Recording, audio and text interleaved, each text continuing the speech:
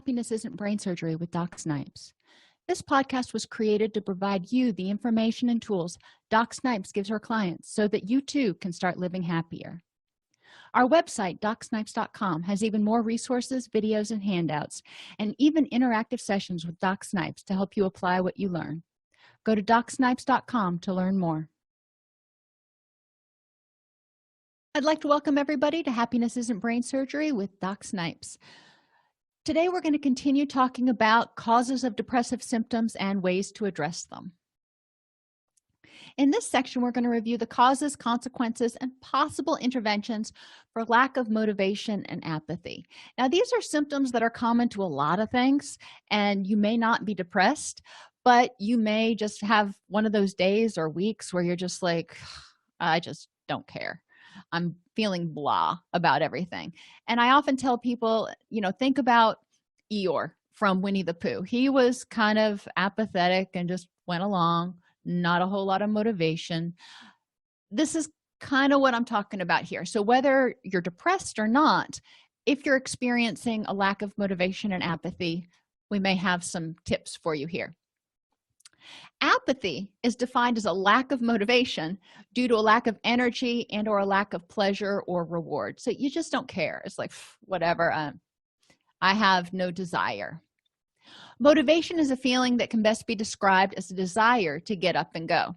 So if you've got motivation, then you don't have apathy. They're kind of flip sides. You cannot get motivated without being able to experience pleasure or reward. When you do something, there's a reward for it. That's basic behavior modification. We do the things that have the most reward available to them. So when we're talking about increasing motivation, when we're talking about getting up and doing something, we're talking about what's the reward. We're going to choose the best option. I'm sitting on the couch, I'm watching a Netflix marathon, and I'm looking around going, you know what, I really need to mop the floors. What do you think I'm most motivated to do? Where's the reward? Watching the Netflix marathon or mopping the floors? Fortunately or unfortunately, in my case, it's mopping the floors because I'm a freak about floors. But you're going to choose the one that's probably most rewarding. So if you've got to do something that's not too rewarding, you're going to have to figure out how to make it rewarding. And I do have some tips for you there.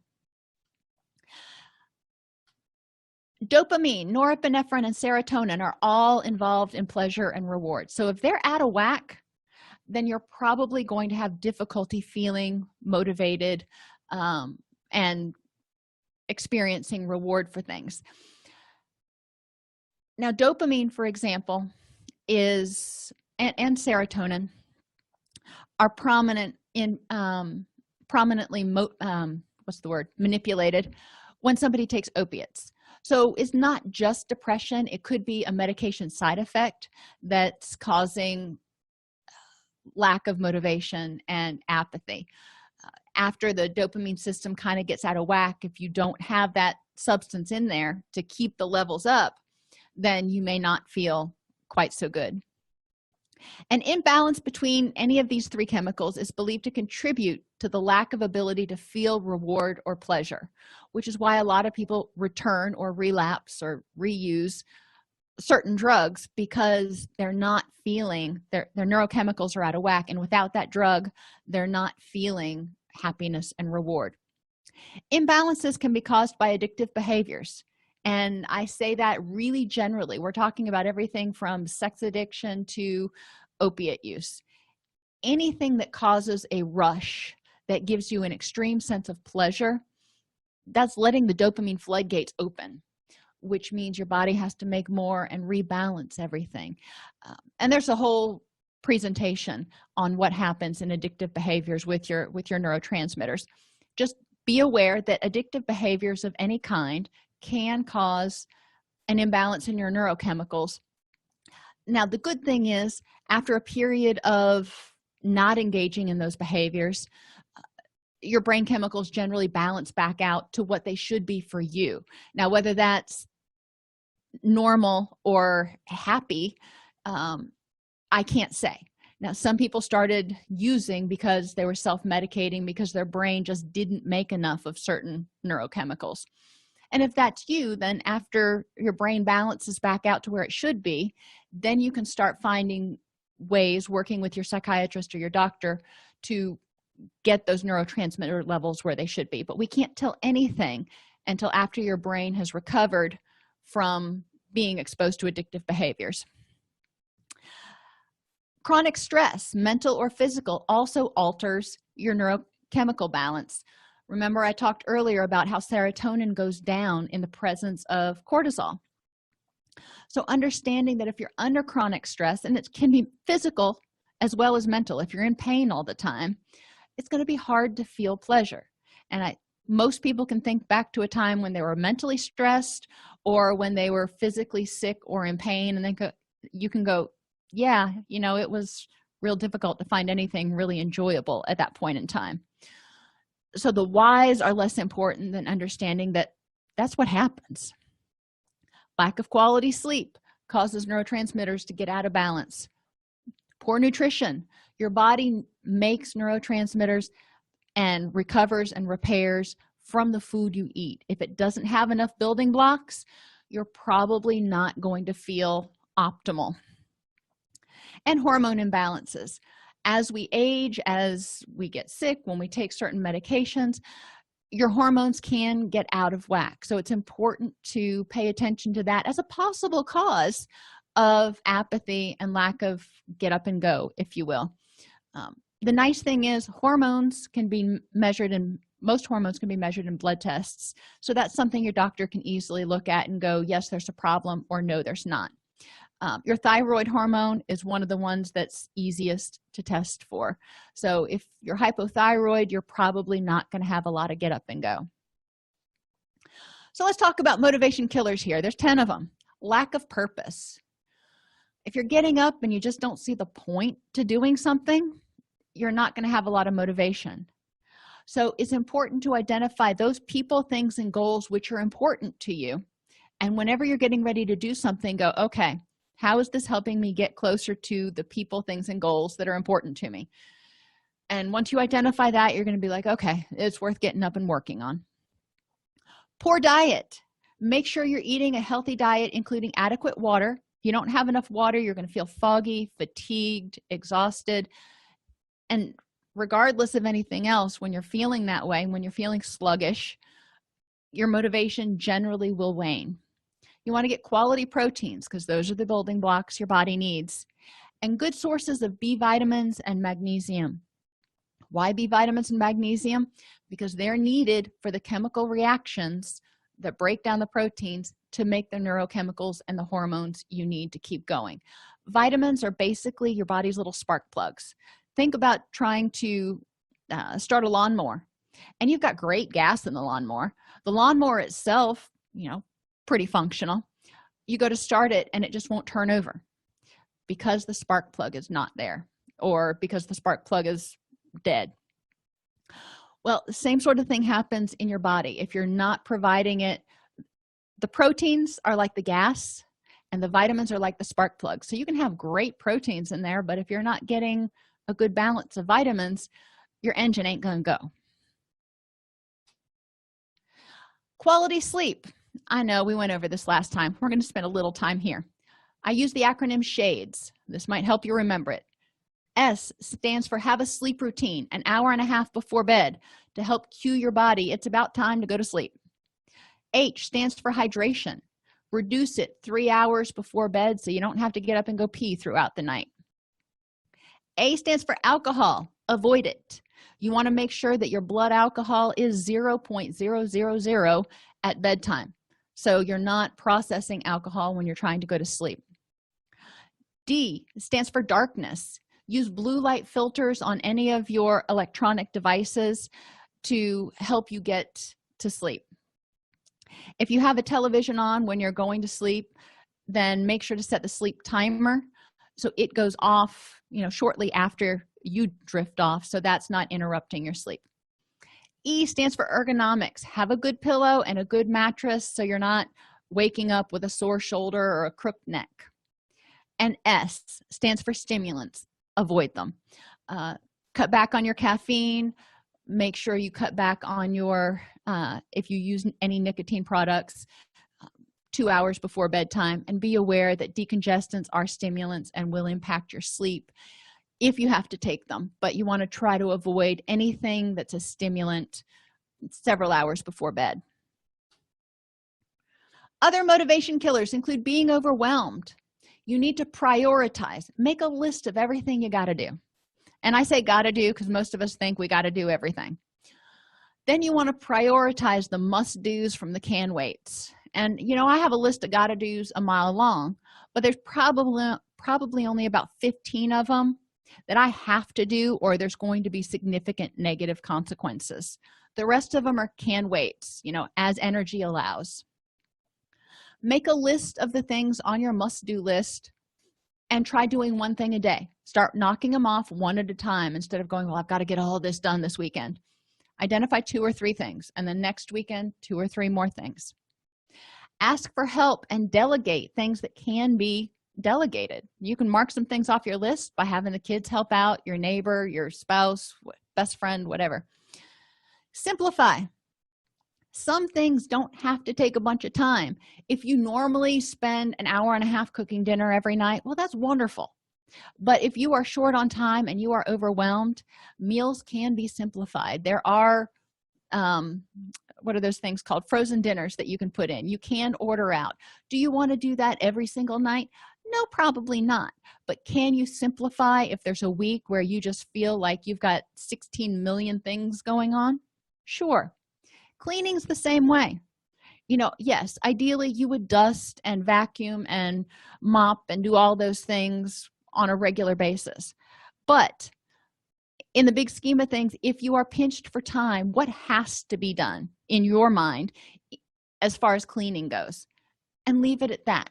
If you can skip laundry for a week, then maybe you can. Set and maintain boundaries with other people.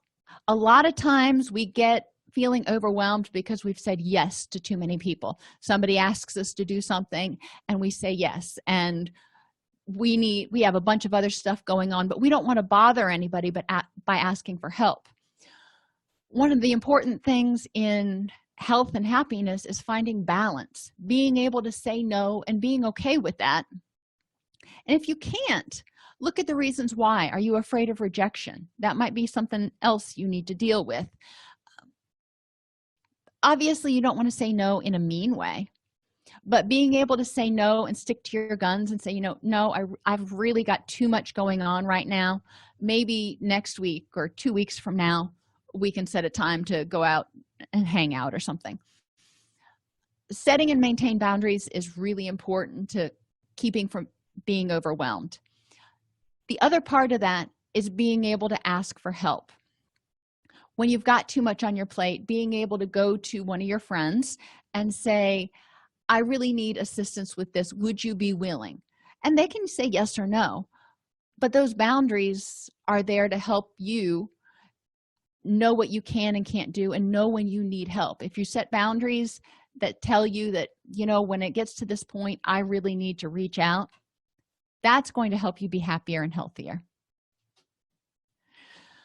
Circadian rhythm disruption is also another motivation killer. Aim for 5 to 10 minutes of sunlight in the morning and evening. A lot of us get this going to and from our car, but if you don't, maybe you can sit by a bright window when you're drinking your coffee in the morning. Ideally out on the patio, but you don't have to be in bright sunlight. Obviously, you don't really want to do it between the hours of 10 a.m. and 4 p.m. when the UV is the strongest. But you do want to get bright light that cues your body that, hey, it's morning, and throughout the day, so your body knows that it's time to be awake. Keep a similar daily schedule, and during dark weeks or seasons, use daylight bulbs at least 14 hours a day. And like I said in the other presentation, daylight bulbs are not the same as light therapy, but they will help if you use the broad spectrum daylight bulbs and keep it bright in your environment about 14 hours a day. Another motivation killer is a lack of reward. Some goals are long haul. It's not something that's going to be fixed in a week. Depression recovery, going on a diet, anger management. Those are all things that are probably going to take several weeks or even a couple of months to really see significant improvement. If you don't get a reward until several weeks or several months down the road, you're probably not going to stay motivated to keep working on it. So identify daily and weekly sub goals that you can give yourself credit for. So for example, in depression recovery, if you go an entire day without crying, that might be a big milestone for you. So give yourself some sort of a reward. Note the small steps, note the small progress that you've got going to keep yourself moving forward. Don't take for granted a job well done either. So if it's something that's long haul, like depression recovery or getting in shape, don't do it and go, well, that's what I was supposed to do. Do it and look back at it and go, I did that. Give yourself credit for making progress. Give yourself credit for how hard it is to actually change a way of thinking or a way of acting or a way of being that has characterized you for quite a while. So give yourself credit for, and even for the small things like mopping the floor. Look at it and go, that looks good, instead of got that done, moving on to the next thing. Positive rewards.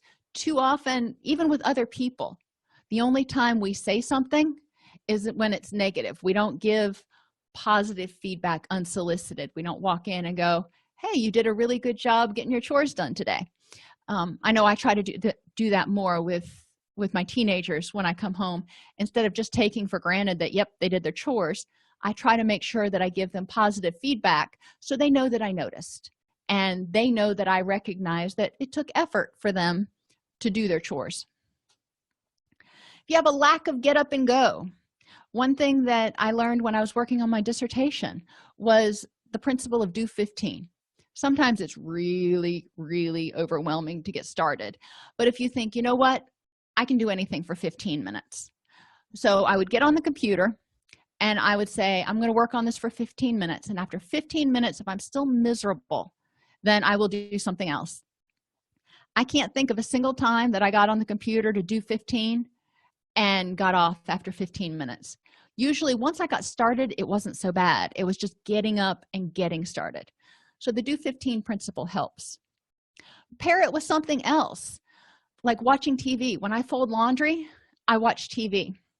When my son was little, and even sometimes now, when I'm doing it without my son, but we made a game out of it. We would pair socks and we would have buckets for everybody's socks, and we would see who could make the most baskets. And it was a game. I have horrible aim, so it's always, a reward if I actually make it into the bucket. Little mind games that you can play with yourself can make it more interesting or amusing. Call a friend. If it's something you can do and talk to a friend at the same time, sometimes that makes it go faster. Or listen to music. Put on your headphones and just rock out while you're doing whatever it is. Misery loves company. And, you wouldn't think this would go into motivation killers. But if you've got something that you've got to do, like maybe you don't want to go to the gym. You hate going to the gym, but you really want to get in better shape. If you can find somebody else who's a friend that wants to go to the gym with you, whether they love it or hate it, it doesn't really matter.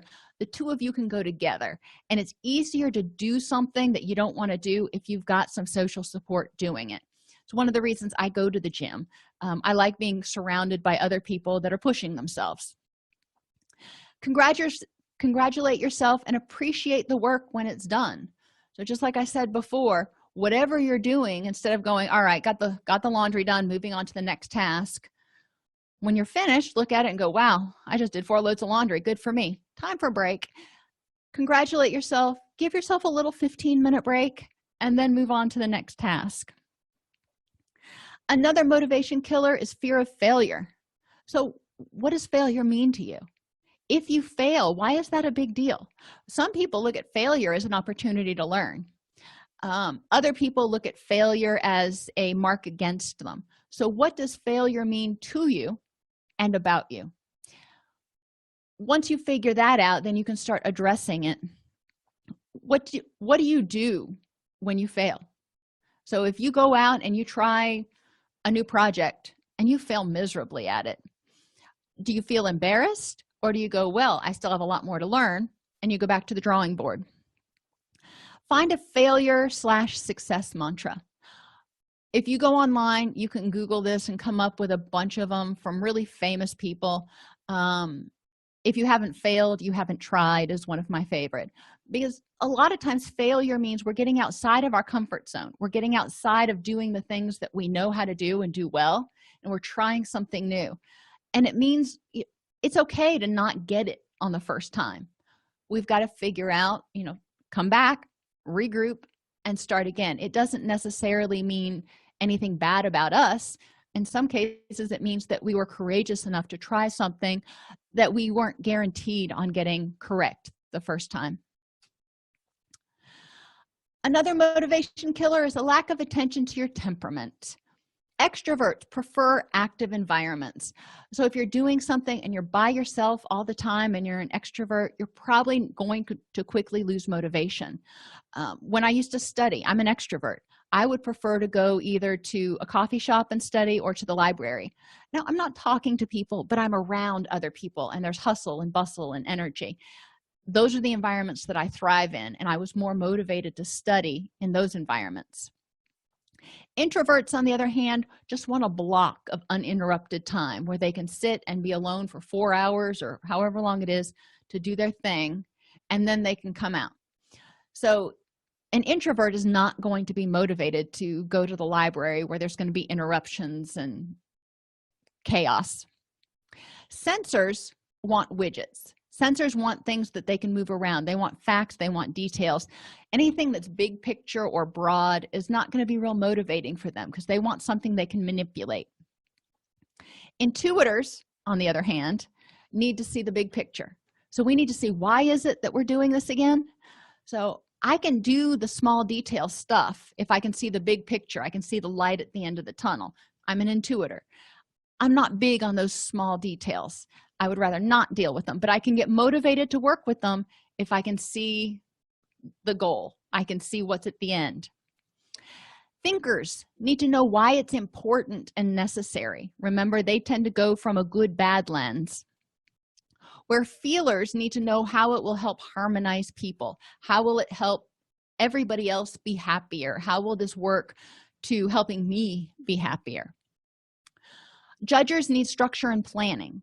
So if you're working in an environment where it's very spontaneous, judgers are going to get worn out and stressed out really easily, and it's going to be hard for them to get motivated.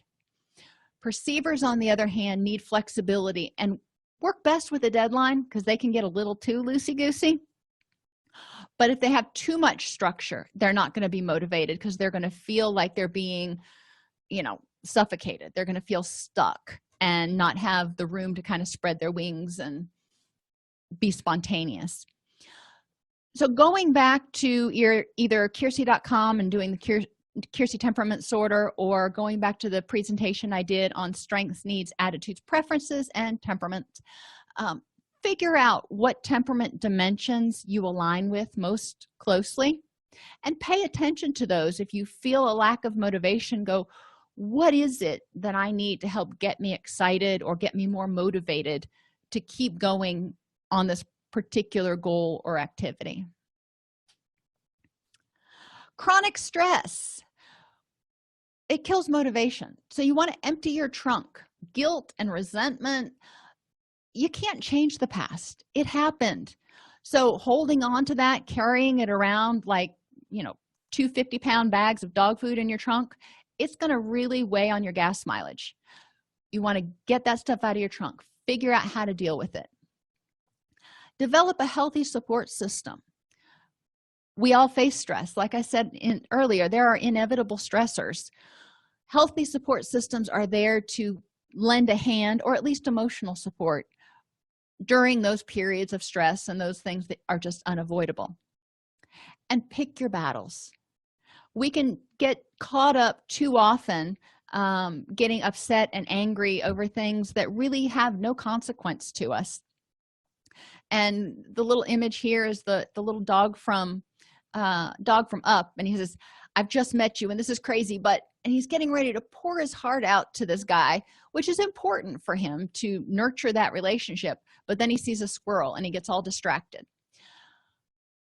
When we are under chronic stress, when we don't pick our battles, it's too easy to get distracted by every shiny thing that goes by or every irritant that goes by.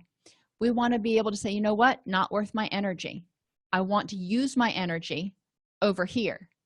You need energy to be motivated. You need energy for get up and go. So pick your battles. Lack of motivation and apathy is called by an imbalance in neurotransmitters, which can be caused by a lack of purpose, poor nutrition, poor sleep, poor time management, circadian rhythm disruption, lack of reward, lack of get up and go, fear of failure, not paying attention to your temperament, and chronic stress. So there's a lot of stuff that you can start looking at before you even start thinking about, maybe I'm biologically, something's going wrong. Look at all these other things and see what sort of lifestyle factors are contributing. Now, you may not have a natural ideal balance of neurotransmitters or certain hormones, and your physician can help with that. But 80% of people in the US have lifestyle factors that are contributing to their imbalance of neurochemicals. So look and figure out which lifestyle factors you have that you can address. Pick one at a time. Start addressing it. And remember, improvement in one area is going to produce improvement in every other area, most likely. If you like this podcast, you can subscribe on your favorite podcast app. You can join our Facebook group at docsnipes.com/Facebook, or join our community and access additional resources at docsnipes.com.